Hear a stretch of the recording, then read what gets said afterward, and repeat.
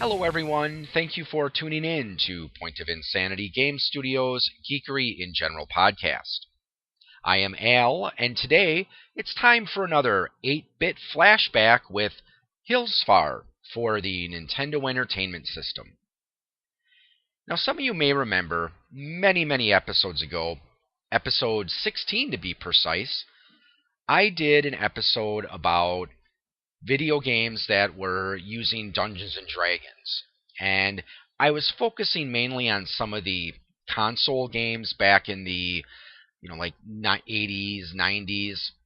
And there have been, of course, tons of video games based on Dungeons and Dragons. Now, back in the early days in the 80s, most of them were released for the personal computers.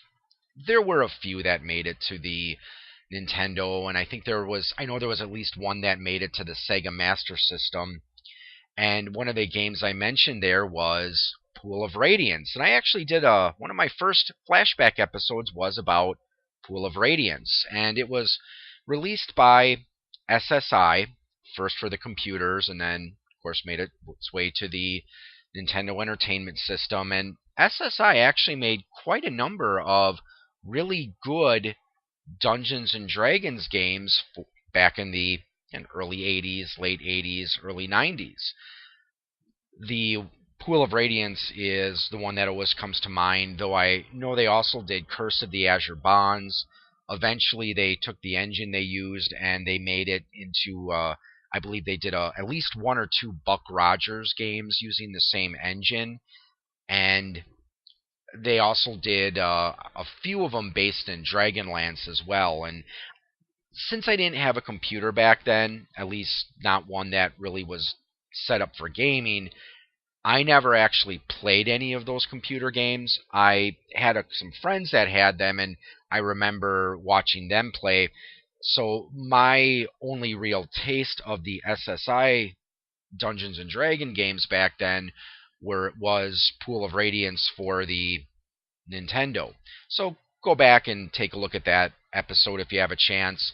Of course, you can also view the video of it on YouTube, just like you'll be able to see the video for this episode. Well, let's fire up Hillsfar and take a look at this game.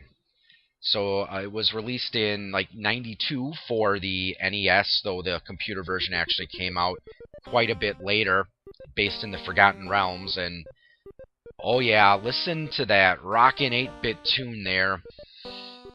Again, for a game that was released in the early 90s, come on, they could have done a lot better with the music on this game. I mean, you have other games that were released around this time and even earlier that had really good music, but the music in this game is actually kind of drab, what little music there is. So anyways, let's wait for the game to finish loading here. There we go. It actually had quite a long load time for an NES game. So what we're going to do is we have to generate a character. Like the Pool of Radiance game, you are limited to just the 4 basic classes: fighter, thief, cleric, and wizard. And you get the same races too, except one thing that is kind of cool about this game is that when you create your character, you're not limited. So let's just choose an elf. And we have several different options here. We can be a fighter, a mage, a thief, a fighter mage, a fighter thief, a fighter mage thief, or a mage thief. Now, with this game, at least from the experience I had playing with it, you really want to be a thief, whether it's a single class or multi-class. Let's try something interesting here. Let's do a mage thief. So here's where we run into one of the same problems that you did when you were creating your character in Pool of Radiance. So what the heck, let's just choose True Neutral, and we'll just name him Al. Al is an awesome name. Oh wait, that's my name. Okay, well, let's just name him Al because we're just doing a very simple demonstration of this game. And like in Pool of Radiance, after you've selected your race class, it just gives you a random set of statistics. So here we've got Strength 10, Intelligence 16, Wisdom 18, Dex 16, Con 14, Charisma 14. What the heck? Let's try one more just to see what we get. Ooh, 18 Strength, 15 Intelligence, 10 Wisdom, 9 Dex, 15 Con, 8 Charisma. No. Okay, well, this one I think he looks pretty good. Strength 15, Intelligence 17, Wisdom 9, Dex 18, Con 15, Charisma 15. So, yeah, let's keep him. And it's a lot like Pool of Radiance where it can be kind of hit or miss because, sometimes you might get a character that gets really good stats but gets really crummy hit points. Like I said, I remember when I would try to create characters on Pool of Radiance, there were times where, let's say I was creating a fighter. I got 18 something strength, I got a good dex, a good con, and then got like 3 hit points. So we're gonna keep this guy. So saving the character.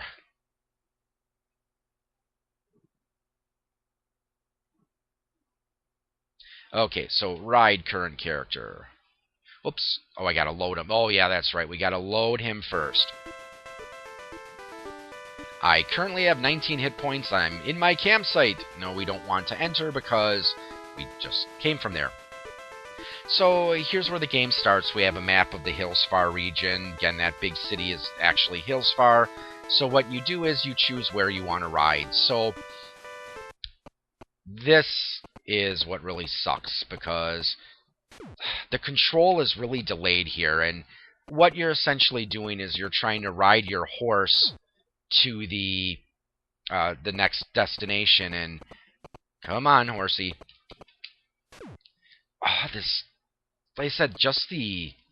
There we go, we're jumping now. So, basically, as you're... Basically, as you are riding to the next section or wherever you're going... Oh, there we go. Eventually you make it, and I'm at the city of Hillsfar. Well, we're not going to enter yet. So now you see that I get different options. So now I can choose other locations. So let's just try going to this, whatever that is that's nearby.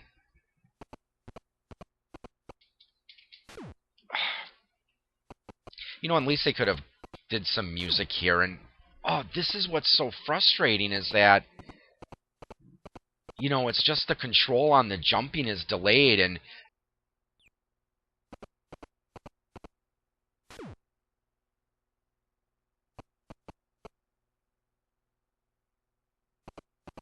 well, certainly no lack of excitement here.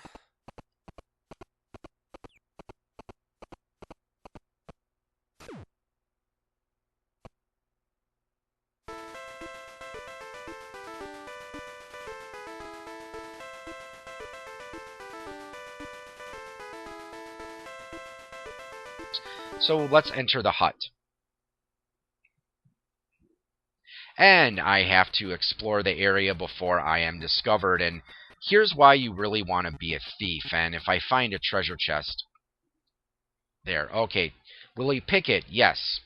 So now it turns to this little mini game where you have to look at your lockpicks and try to find the one that is going to work. And you have to be careful because you put the wrong one in and it breaks. And the reason you really kind of want to be a thief is because thieves, I believe, get a little bit extra time. Because for those of you who are...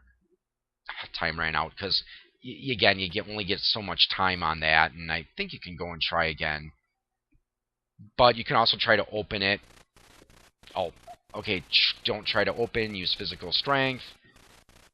Use a magic chime. Do I have a magic chime? I have not found a magic chime. So this is where let's try physical strength. You find the guild near the round building in the... Okay, whatever. I guess I got a clue or something.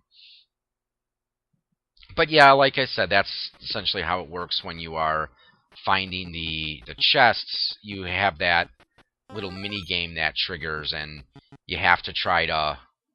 Oh, I found a healing potion, which I don't think there's an inventory in here that I can use to access it. I know there's also some traps as well where you might take damage, or sometimes you, yeah, like here, you get teleported somewhere else. And Listen to those sound effects. It's like something you'd hear off of an Atari 2600 game. okay, so now I gotta try to find the exit, and this is what sucks. It's like, you can't really fight the guys. It's like you get, they come up to you and they start hitting you, and it's like they don't really give you a way to fight back. So, even if, I mean, okay, I'm a mage thief, so you'd think they'd at least give me the ability to try to cast, like, magic missile or sleep on the guard instead of trying to run away. And it's just the delay here. And again, you got to really kind of watch the video to really kind of see how terrible it's programmed here in the maze sections, because it's like there's a little bit of delay when you're going from one screen to another. And no, I don't want to open the chest. I want to get the heck out of Dodge. So I think when the time remaining expires, you automatically get teleported out, I think. And I stepped on a teleport trap. Okay. Again, the least they could have done is give you some way to fight these people who are coming after you, but again, you don't. Essentially, it's all the guards have been stunned, so I touched a magic scroll and that did something. Wait, is that the exit? It's too late. The guards are right outside. Okay, so what do I do now? Wait, is that the exit? Nope, that's just another teleport trap. So essentially, that's what a lot of the stuff that you're doing in these mazes are, is you're just trying to find treasure chests and not get killed. So, okay, basically, the guards caught me, they take all my gold, and they throw me out. So okay, they didn't beat me up at least. So we're not going to enter that hut. So we're going to go back to the city of Hillsfar here. So again, back to the horse riding segment, which I believe you do have the option to get other horses. Because I think when I was playing it once when I was younger, you did have, there was like, you could get some horses that were faster and others that were better at jumping. And I know you got to be really careful because, as I recall, if your horse falls too many times, it gets spooked and it runs away. So then, hey, I ducked the bird, cool. So if your horse runs away, and this actually was kind of cool, so let's enter Hillsfar. If your horse does get spooked and run away, you actually do get some options where you can try to find him. You can wait for passerbys. If I remember one time I was playing, I waited for passerbys and I got picked up by a gang of bandits, and I used my charisma to actually talk my way out. So that was kind of cool.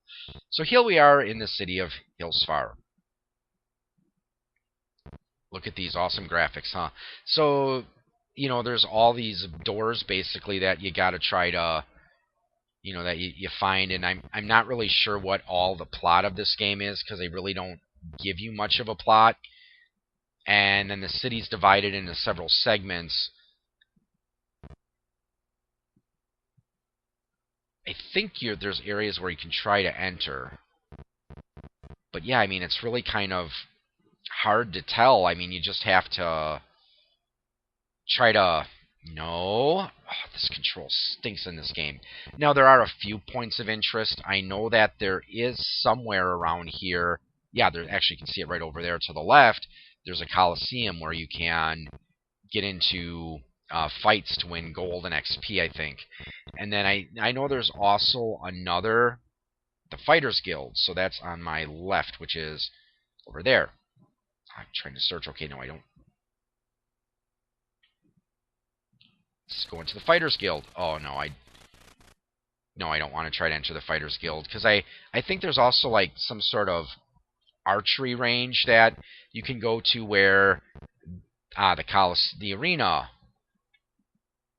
So you get to fight Lefty, the left-handed orc, and it's like, yeah. And it's been so long since I played this game, I don't remember the actual controls. Just kind of mash buttons, and it's like, I think it's like one button blocks, and then, hey, I beat him. I did not expect to do that, so...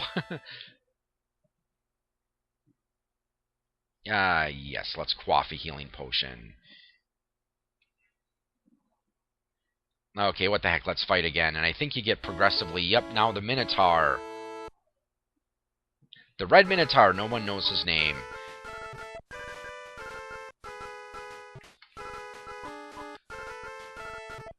So, okay, this was bad. I think the Minotaur is the only other enemy I've ever fought, so not really sure what comes after the Red Minotaur. I don't know, probably an ogre or something. Okay, I've been defeated.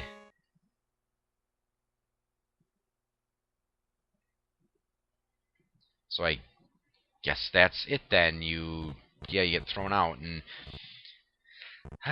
so like I said, I guess that's one of the things that is really kind of frustrating about this game, is sometimes you really don't know what you're supposed to do. I mean, I think you're just trying to rob the guy the mayor of Hillsfar or something, and no, I don't want to open these doors. Again, you guys got to really check out the video that's going to be on YouTube to just see how horrid this game is. So, okay, a tavern. Okay, can we go in the tavern? Oh, it's on my right side, duh. Okay, so the Hydra's Den Tavern. So you get to do a very little bit of role-playing, pretty much just try to look for gossip, and then, I guess, okay, let's try to hide in shadows. I overhear a conversation. The arena has a secret escape route.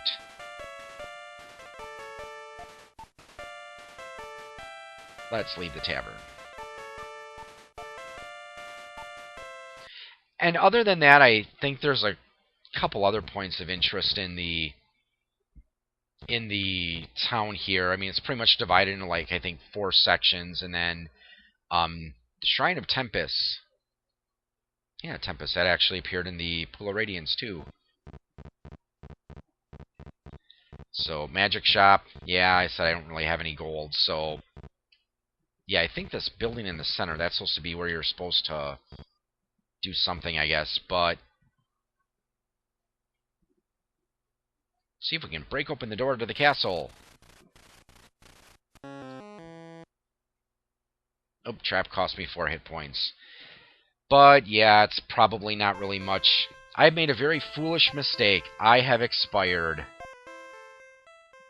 A moment of silence for my poor mage thief here. So, well, that's just a little look at Hillsfar for the NES. Like I said, not exactly a very memorable game, and just the play control was pretty bad. As far as I recall, there wasn't really much direction, so I don't know. It's one of those games that I think could have been executed a little better. I mean, I've never played the actual computer version, so not sure how that compares to the NES version. But I think we're going to call this episode to a close. So I'd like to thank you all for joining us. Again, you can listen to the audio on poigamestudio.podbean.com. You can download it on iTunes, and of course you can go to Point of Insanity Game Studio on YouTube if you'd like to watch the video for this episode. So with that said, I'd like to thank you all for listening, and have a good morning, or evening, or afternoon, whatever it is, wherever you are, and happy gaming.